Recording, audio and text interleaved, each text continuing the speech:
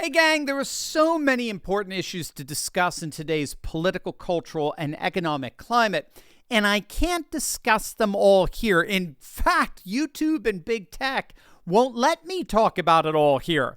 And that's why I have exclusive, uncensored live streams on Monday nights to cover everything.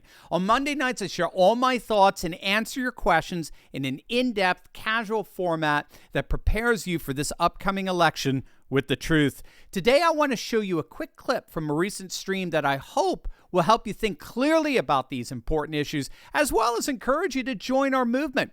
Join an upcoming exclusive live stream, and I'll answer your questions by clicking the link in the description below and joining our community of courageous patriots building a parallel economy. I look forward to seeing you over there. Charles Turner Jr. says, Dr. Steve, would you say that RINOs are what ultimately screws normally solid red states over eventually turning them blue?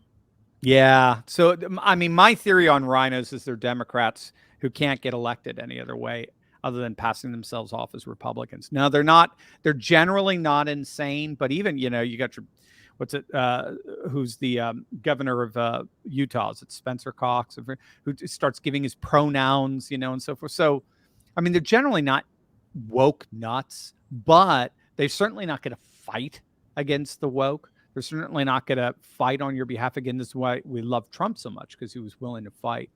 So, in the end, they're just their best friend. A RINO is best friend with the permanent political class.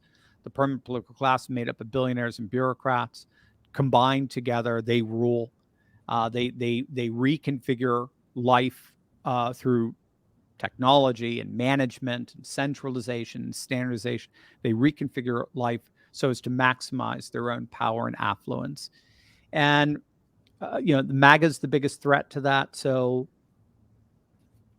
billionaires and bureaucrats are always looking for politicians of both parties that want to play by their rules, and RINOs do. Mitt Romney did. Liz Cheney did. Ron DeSanctimonious is doing it. It's so sad. It's just so tragic to see what's happened to him. Lindsey Graham does it. That's what. And of course, we see all the Bushite. I mean, Texas is so big; they kind of play by their own RINO rules. They got their own.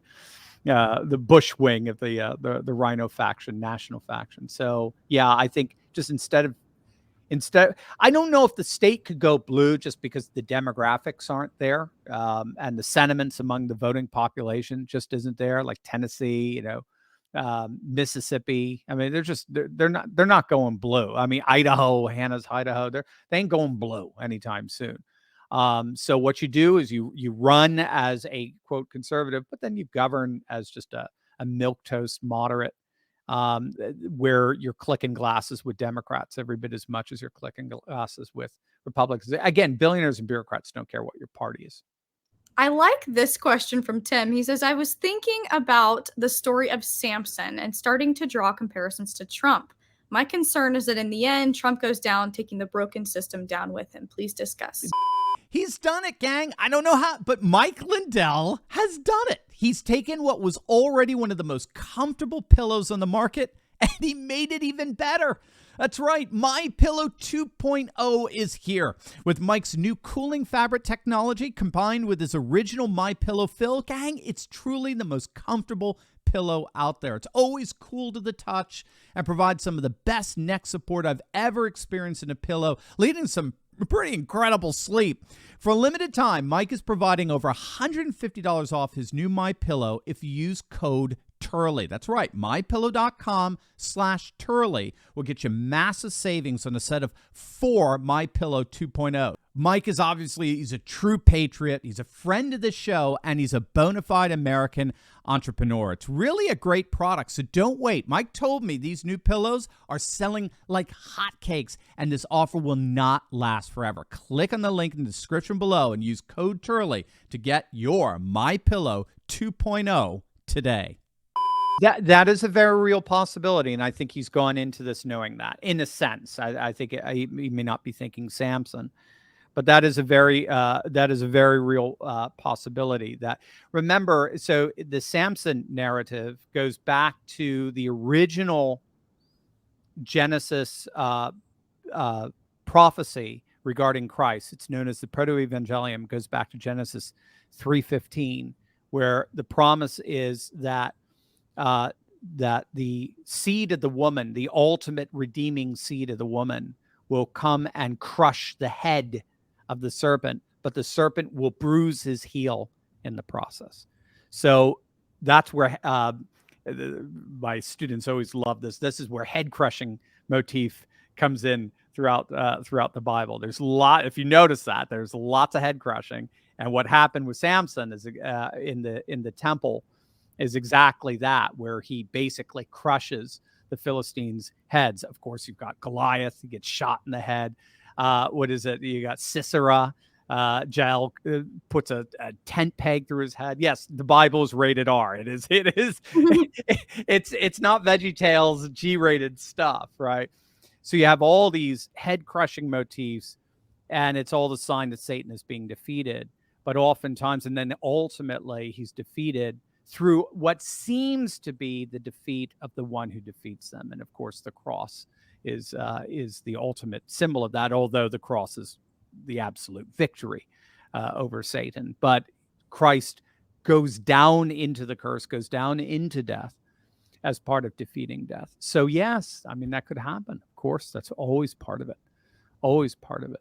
But that's, again, to me, that's when all is said and done, we all know this. Trump doesn't have to be doing this in his mid to late 70s. He doesn't have to be. He could be retiring on a beach. He could be on Mar-a-Lago, play golf all day long. That's what I'd be doing, for heaven's sakes. I wouldn't be doing this.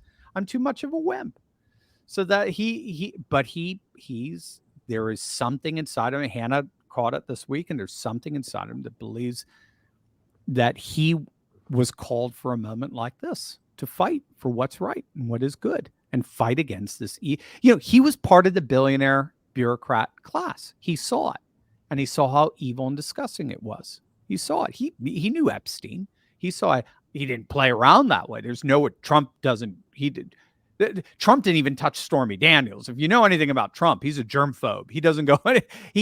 That's not his style. He doesn't do those things. He saw it. He saw how seedy and ugly this world, this billionaire bureaucrat ruling elite world is. And I think he's taken a flamethrower to it. So yeah, he can end up getting burned big time in the process. But I think that's a testimony to who he really is and his character. Absolutely. So Anne wrote in and she said, we need a Turley Talks conference somewhere where we can get together for a couple of days and we can ask questions. So all day long. That's right. I don't know about all day long, but we have been thinking through so many things that we want to do with you guys. One next year that would be so cool, and you guys would go crazy for it. And one that's a little less long, potentially. I'm teasing so much, I'm sorry, but in the next few months. So I know I told you guys last week, we'll have more info for you guys, I think next week. I can't quite tell everything yet, but trust me, we're working on that because we want to get together. So cool. Absolutely. Yes. And it'd be wonderful. And we always do. We've done them before. We haven't done it since the American Freedom Tour. But whenever we did, we always had amazing times. So. Yeah. Any final thoughts, Dr. Steve? No, well, obviously the wind's at our backs right now. It's pretty amazing stuff. I mean, if Lauren Boebert, infrared camera vision, if they've literally stooped to that pathetic level, we're rocking. Ken Paxton is back. Ready to be the Trump of Texas and take the full power of the Attorney General's office against Biden, which he's promised to do. And he's been doing. He doesn't do empty promises. Trump is crushing it in the polls. They're getting desperate. They're getting really, really desperate. They really see. I don't think they would be going through that kind of desperation. Those online live television unhinged rants, like we saw with Nicole Wallace over the weekend. I don't think they would be doing all these indictments if they really believe they can pull the shenanigans off again, like they did back in 2020. So that's not for us to be complacent by any stretch of the imagination. It's just an indicator that they really do believe it's all falling apart. They're losing the narrative, and let's keep making them lose it in more ways than one. Yes. I hope you enjoyed that clip of my Monday Night Insiders Club live stream. Join us live next week by clicking on the link in the description below and joining the coalition of patriots worldwide building a parallel economy to return to our roots of faith, family, and freedom. Click below right now.